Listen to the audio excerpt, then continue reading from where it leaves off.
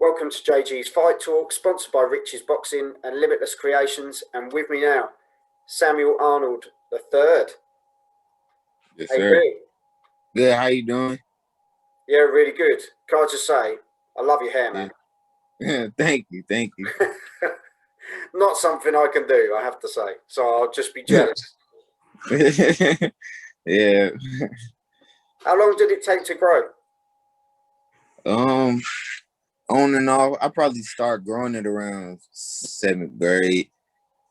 Yeah, I done trimmed it a few times because at first it was just like a regular little haircut, but I just stopped combing my hair. I never got it twisted before. It just grew like this. Oh, mate, you're lucky. I'm losing mine. So I'm jealous, man. I'm jealous. But you're only 17, so I'm 35 this year. Yeah. So enjoy the youth, mate. Enjoy being young. Yes, sir. But yeah, people that haven't heard of you before, we'll take it back to the start. Obviously, you're a pro boxer now, but we'll go right back to where it all started. When did boxing sort of come along for you, Samuel? Around the year, I think 2008, that was my kindergarten year. I didn't have a choice. So in St. Louis, it's really popular to box. So all my cousins, my dad, my uncles, and the coaches we've been having a relationship with, they forced me to box at first. It was something that was just mandatory. I used to get into a lot of fights. I used to play every sport, but boxing was something that I had to do, like no matter what, because I always had to know how to defend myself living in St. Louis. So boxing, that was the main thing, like being a young kid. And I used to be aggressive. I used to get into street fights everywhere I went, like as a kid. Like I wasn't like a troublemaker or anything, but I was just like the fighting type. Like, oh my gosh, she's down there fighting. It's in the middle of a football game. But around 10 years old, my dad coached me to fight and win my first amateur fight ever. And a lot of people don't know, it wasn't just like I boxed. I never told anybody this. I didn't just box at 5 and just trained all the way to 10 to fight. It was years where I stopped boxing because I was moving and stuff like that. So it was a lot of time where it was about 2 years, 3 years, a long time where I stopped boxing. So yeah, as a kid, it set the foundation and I learned about boxing and I knew I had a strong boxing foundation, but coming up closer to middle school, then I started back boxing again. I won that. Then at the age of 12, I won my first big tournament. After that, I won a few more. Then when I was 16, I took a few breaks in between because just like a lot of stuff going with family, having to miss the big tournaments, but I never stopped boxing by that time. I just wasn't on the national scene for all those years. But when I turned 16, when it really mattered, when all the guys 13, 14, 12, 11 win all the tournaments, I won them then. So I won 4 national titles in 1 year and took over 2 weight classes. So yeah, that really helped me out. That 1 year alone really helped me out. A lot of people, they probably just seen me that 1 year and don't know about my past amateur background, but I got a lot of amateur fights. I only got about 9 losses or 10 losses from when I was 10 years old to 17. My last amateur fight was last year. January. Yeah, last January. A lot of people didn't even get to fight last year, but I did. Yeah, I was going to say you've done well to get out last year because there's a lot. Well, you say barely any amateurs are fighting at all, and even the Yes, pros sir. have been struggling to get out, haven't they? So it's been a difficult time, hasn't it, mate? Yes, sir. It has been. But last year I spent the majority of the year working with different coaches, setting different foundations for my pro. I wasn't just going to turn pro. I was going to try to make the Team USA, but it was in December originally. They pushed it back, and then I tried to wait. They pushed it back again. After that, I was like, well, I might as well. I've been training to go pro. And I've been announced that I was going pro. Before my pro debut, a lot of people don't know. I never got out the gym, but I was on vacation helping my teammates out. So I wasn't in the gym like consistently. So I was just out there helping them as they were fighting amateur fights in Mexico. And they asked me, a week ahead. Do you want to you make your pro debut next week? I said, yeah. I lost the weight. I got sharp, and I didn't fight a bum. The guy had 55 amateur fights. He only lost one fight, which was his debut, and his other fight that he lost was to me. Besides that, he won all his fights. So literally, your pro debut was against the guy that had lost one fight and had fought 55 times. Yeah, like as an amateur. Yeah. But he was a top amateur. But as a pro, he was tough. He only lost his debut, and that was to a grown man when he was 18 years old. But dude was tough. He was experienced. He had good head movement. He came to win. He wasn't like one of those guys just coming for the paycheck. And then I went through a lot of controversy that fight. The locker room flooded. It was all of us in there. It was crazy. I got there at 6 p.m. and they kept pushing my fight back to I had to fight at 12 at night. So being 17 and coming out the amateurs, that might sound like, oh, he a pro, he ready. But you got to get used to that type of stuff. I never did that before. So luckily, I've been to Mexico a few times before, so I knew what to expect. But I never experienced fighting that late at night or anything like that. Like the small gloves, no headgear. It was just a great experience. And I fought a great fighter. Like I didn't fight a guy we like, here go the money. Go down in the first round. Yeah, it's hats off to you. It's an incredible thing, especially to turn pro for the first time. It was probably Yes, sir. your adrenaline that probably Yeah. dragged you through those 6 hours of waiting. Because yeah, it was. there's not many, I use the word kid lightly, but there's not many kids out there that could turn pro and handle that, when normally if you're doing your pro debut, you're at the start of the card, aren't you? So Yeah. you wouldn't have had to have waited that long. So that just shows, how much you want it. Yes, sir. And especially like to wait all night, and then the dude who you fighting, you in for a fight, so you got to be ready to use all your skills. So, and he pushed me. I used all my skills. And actually, if you haven't watched it yet, anybody can go look up my YouTube highlights of my fight. The guy had his trunks real high. I hit him about right on his belt line. A lot of people said it was a liver shot, but I knocked him down. They didn't give him a count, and he didn't beat 10 either. They just did some type of timeout thing with their hand, and it really should have been a third round TKO. The people in Mexico was working on getting it on BoxRec as a third round TKO, but it was cool. We just moving on. We'll knock the next opponent out. Well, at the end of the day, a win's a win, isn't it? And that's what you got Yes, to sir. take, haven't you? It's there's some funny odd decisions about, mate, and as you say, you got the W, you move on to the next one, which is I think the 1st of May, isn't it? You're hoping to get out again next. Yes, sir. So St. Louis, Missouri. Who's your you say it started around sort of 10 years old, didn't it? Yes, sir. Who was your sort of inspiration as a boxer? Who did you look at and really like to watch? Well, as a kid, the main two boxers I really looked at was Floyd Mayweather and Muhammad Ali, because those were the two main boxers you're going to see anywhere. When you speak of boxing, you can't not say their name. So, and Floyd Mayweather, around the time I was a kid, he was in his prime. So every Saturday, few months, when Floyd fight, the whole family come over. We having a fight party. So that's what really got me into boxing. And then from there, you start learning the other guys that the whole world might not know that are good fighters and stuff like that. But really those two guys right there.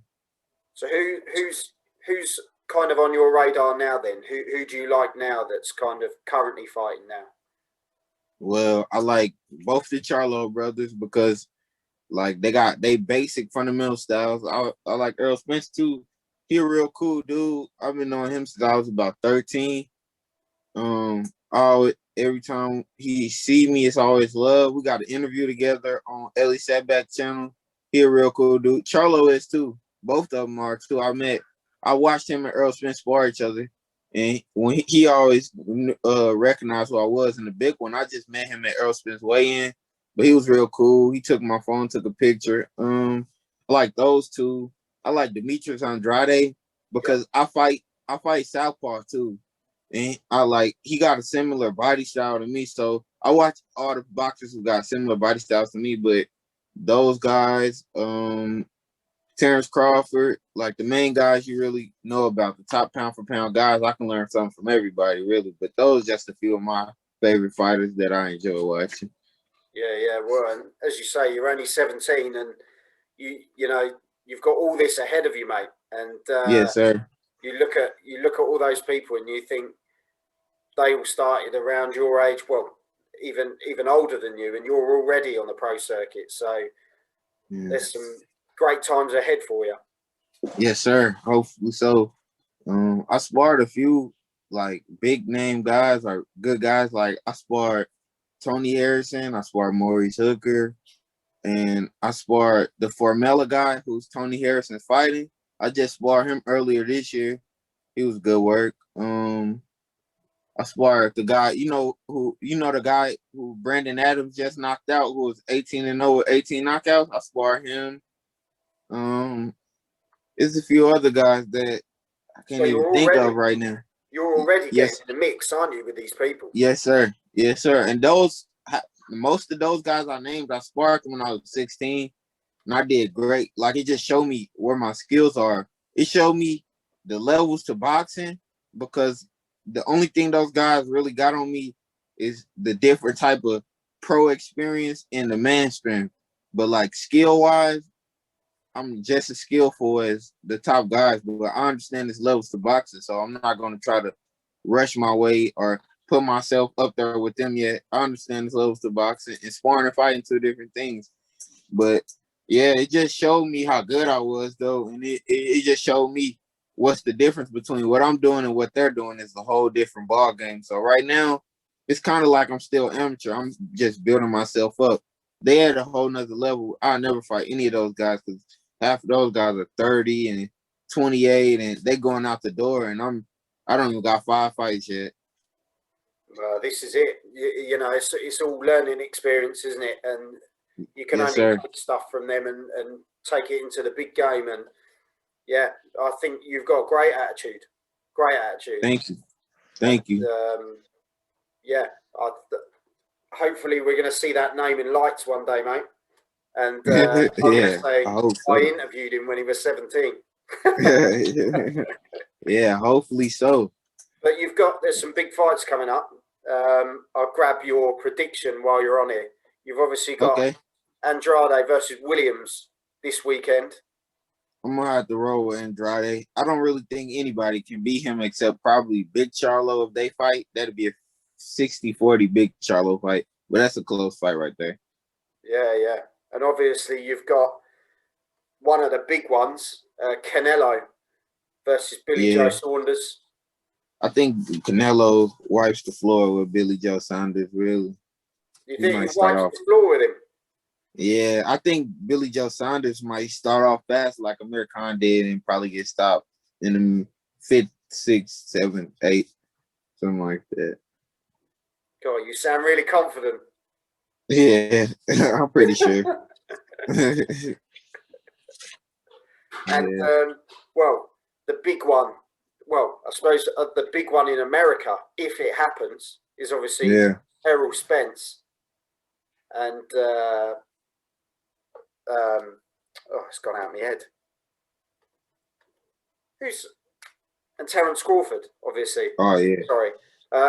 Yeah, how do you see that going? Because that's a major fight. Can you actually see it happening for starters? I think lately I've been seeing on the internet that he was gonna fight Ugas and he was gonna fight Pacquiao and Crawford was gonna fight Pacquiao. But I think if that fight happened, I think what I think about those two at welterweight, they're at a level of their own. Like those two are the only two at that level. Like they're like up here. Everybody else is like right under them or just not even close. Like I don't care what nobody say, but I think that's 50-50 right there. Like I don't know who going in, how. I can just play out different scenarios. Like I could see Earl probably just never stopping, coming, bringing the pressure on Crawford. I could see Crawford setting Earl up for something big. It's a lot of ways that fight can play out, but I think it's 50-50. That's going to be an all-time great fight right there if they do fight. You're going to have to get on the undercard. Yeah. Yeah. That'd be a hell of an undercard, wouldn't it? Yeah, it would. I'm going to be fighting on Showtime this year, though. Like, I'm how can I say it? I'm not just, like, picking my fights by myself. I got a team, and I'm signed and everything like that. So I'm going to be fighting on TV. I fight about before, at least at the minimum, I'm fighting 8 times before next March. So I'm gonna have a lot of fights, and you'll see me climbing the ranks pretty fast. How many times are you looking to, well, hopefully get out this year? Well, it's a 12-month span between like this March to next March. So that's how we count in the year. So I at the minimum, I have to fight 8 times. Like it's already in paper. I'm at least fighting 8 times. But everything's good. I work hard. The matchmaking good. The money good. Everything good. So I just gotta stay focused and just wanting more than everybody else, and just show everybody like my skills, like how special of a talent I am. I think I did good for my first fight for the circumstances, but I think I could do a lot better, and that's not even half of what I bring to the table as a professional fighter.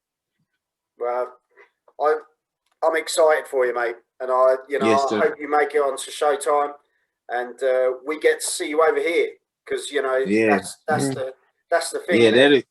When you do like that'd the be small great. hall shows and stuff over in America, we don't see anything over here in the UK. So Yeah. hopefully Yeah. we get to see Samuel Arnold 3. Yes, sir. That'd be great, really. And I just want to say thank you for having me on here. It was some miscommunications with all the other stuff, but Don't worry about it, man. Don't yeah, worry about it. yeah. It's never Thank a you, though. problem, and you're welcome on Yes, any sir. time. Yes, sir. And Thank just you for having me. a Really. shout out to your dad as well, because I know how much of an influence he is for you and your career as well. Yeah, Um, he is. and a big part he plays in your life. So shout out to your dad as well, because I know you've got a great relationship there, and he's guiding you with your career. So Yes, sir. He does. He the man behind all the stuff. He helped make the negotiations for the different companies and everything. Make connections with different coaches, and yeah. But if anybody want to follow my journey, my Instagram is at Samuel Arnold I. My YouTube is Samuel Arnold. Just type in Samuel Arnold. In my Facebook is Samuel Arnold, and my Twitter is at the same thing, Samuel Arnold I. Those are all, and I got a backup page too. You might see it, but yeah, Samuel on I is my main Instagram page, and that's my Twitter also. And thanks for having me today too. honestly, mate, you've got more pages than I have. But no, honestly, keep in touch, won't you? And it'd be great to watch your journey. And as and when you want to pop on, give us a shout, and we'll get you on when you've got any announcements, or after any fights. Yes, sir. Let's get you on, and we can follow your career. Yes, sir. Thank you. No problem at all. And thanks for your time. You take care, mate. All right, you too. Thanks, Samuel. Thanks. All right. Samuel Arnold III, major prospect in America. Really looking forward to it. Great amateur pedigree. 1-0 in the pro ranks. He only fought in March. He's going back out in May. 7 times national champion. He's fantastic. 17 years old. Massive future ahead of him. Let's all get behind him, support him.